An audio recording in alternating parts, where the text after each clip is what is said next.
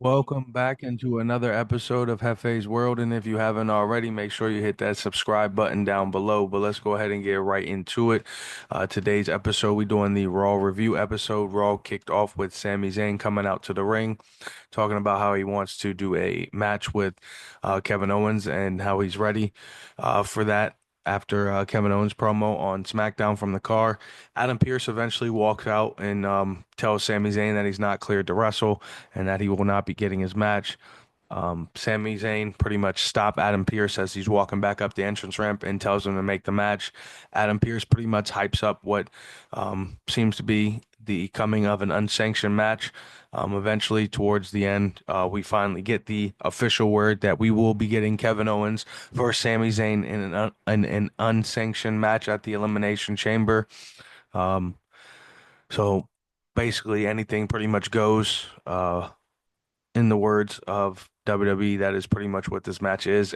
But however, there is no real record. There's no so-called they can't do anything to WWE if they get hurt or anything like that. Uh, just pretty much another way to say it. Anything goes match here between Kevin Owens and Sami Zayn. Just to play into Sami Zayn's injury, however, though. Then a video replay of Naomi and Bianca Belair being shown the video of the so-called Liv Morgan attack with Raquel Rodriguez again. There was really nothing shown here. This is just, in my opinion, just some storyline to get something going between the tag team division. I don't really think there's much, like I said in that video, that really showed anything. But in any regards, after that, we see Dom and Liv talking backstage. Dom's still talking about trying to get another member for the group.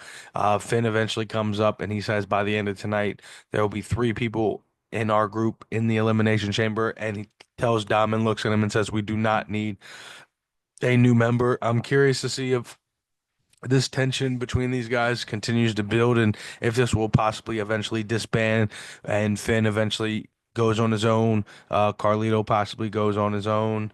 Uh, who knows what happens when JD comes back? Maybe he's back on Raw or SmackDown, goes on his own, or possibly goes back to NXT. As far as Liv and Raquel, they'll possibly do their tag team thing for a little bit, with eventually Liv or Raquel turning on each other in some form or fashion, or just possibly somebody getting hurt to go their own separate ways, which would be unfortunate. So hopefully that latter part doesn't happen.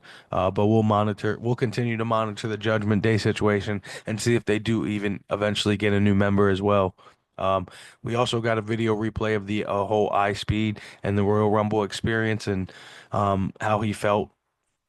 He said he was at a near-death experience, so hopefully you are feeling better.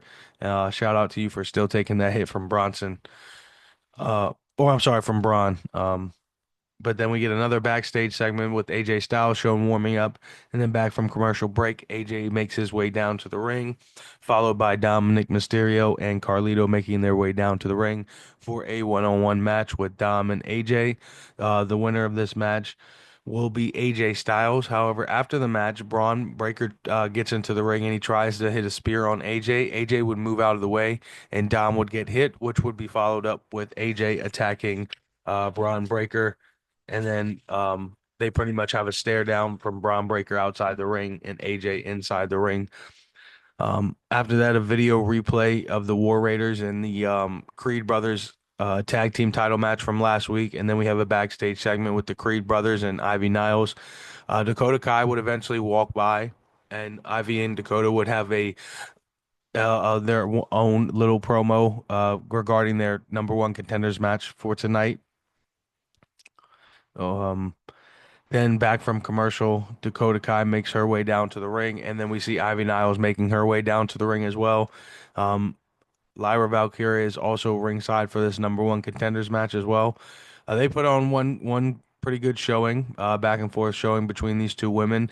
I know I said before Ivy Niles should or was probably going to win this match, and I mainly said that because when Chad left, he pretty much told these guys they need to win gold. So I assumed, and that's my fault for assuming. I assumed that Ivy Niles would win this match, go on to possibly win the gold, but at least win this match to get in the good graces of Chad Gable.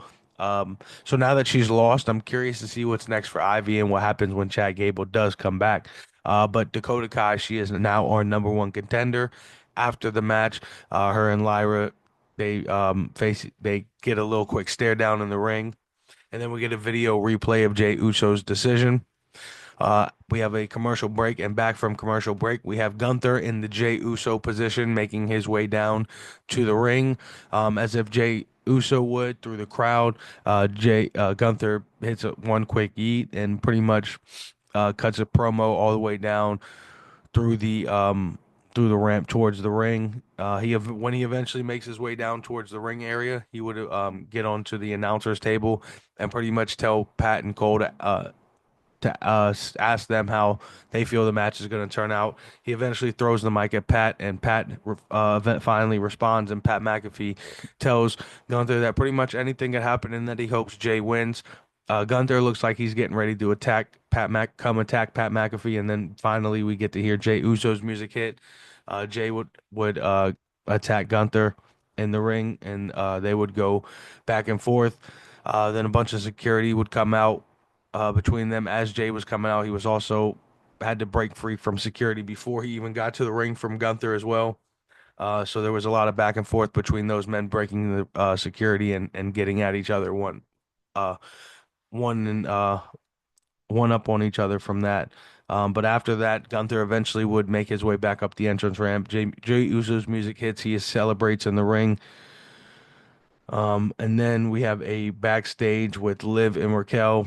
They say, basically that did anybody see them attacking Jaden in that video, and that they're focused on Raquel winning the Elimination Chamber match tonight.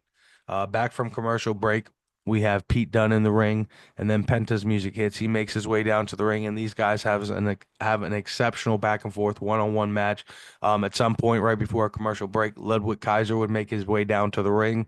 Ludwig would get involved a couple times in this matchup, one at least for each side. Penta would end up picking up the win after a Ludwig interference on Pete Dunne. Pete Dunne, after this match, would get into it with Kaiser outside the ring, which would lead to Penta hitting a suicide dive and getting the upper hand on all these guys. So I'm sure next week we'll get a triple threat match. If not next week, right after WrestleMania or sometime soon, we'll be seeing a triple threat match between all of these guys somewhere down the line.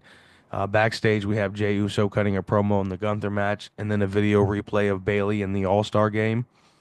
Then we also get a video replay pack or a video package of Roxanne Perez, followed by her shown backstage.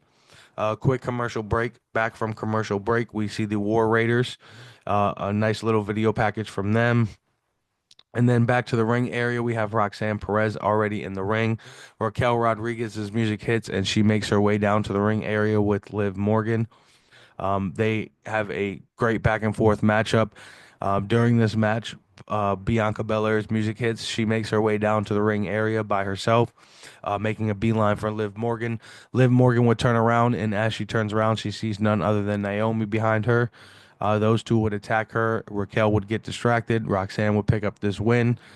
And after the match, Liv would get attacked, and Naomi and Bianca would eventually be celebrating in the ring. Before we get a backstage cut to Seth Rollins cutting a promo on the Elimination Chamber match. After he walks off, we have a very interesting Karrion Kross that walks up and cuts a promo on Sami Zayn. He talks about Jey Uso being delusional, thinking he can beat Gunther.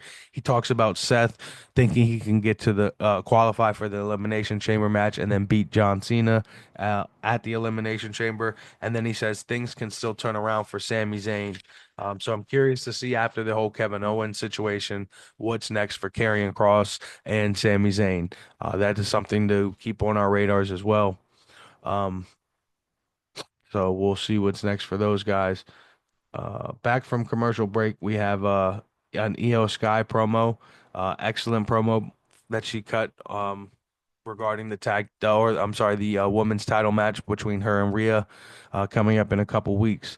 Then back into the ring area, we have the New Day, a video package of them and their attack from last week on Rey Mysterio is played, and then they go on and cut a promo on Rey Mysterio, and Kofi talks about how he should be the locker room leader, and he's been here and done more than Rey Mysterio and been longer than Rey Mysterio. Eventually, LWO's music would hit, and Dragon Lee would come down to the ring. They would eventually have Wild and Del Toro make a beeline towards the ring to attack the New Day, followed by Dragon Lee. Dragon Lee and them would get the upper hand, and Dragon Lee at one point would go for a suicide dive on the New Day, but the New Day would make a beeline up towards the ring. Then we get a backstage cut to Naomi and Bianca Belair cutting a promo on Liv and the Elimination Chamber, and then the Mania title match as well. Back to the ring area, we have Seth Rollins music hits, and he makes his way down to the ring for the main event.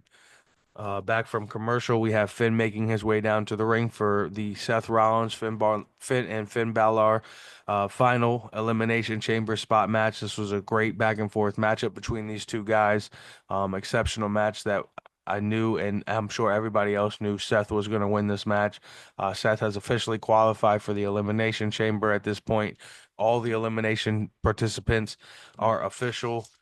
Everybody has respectively now been locked in for the chamber matches. So officially, we have John Cena, CM Punk, Drew McIntyre, Logan Paul, Damian Priest, and Seth Rollins in the men's title match. And we have Liv Morgan, Bianca Belair, Alexa Bliss, Bayley, Naomi, and Roxanne Perez in the women's elimination chamber match. So I look forward to seeing all the promos cut between all these guys and heading towards the elimination chamber festivities. So that is it for this episode. Be sure to hit that subscribe button. I'll hit down below. I'll hit y'all with a SmackDown preview episode later on this week. And just remember, this is Hefe's World, and you're just living in it.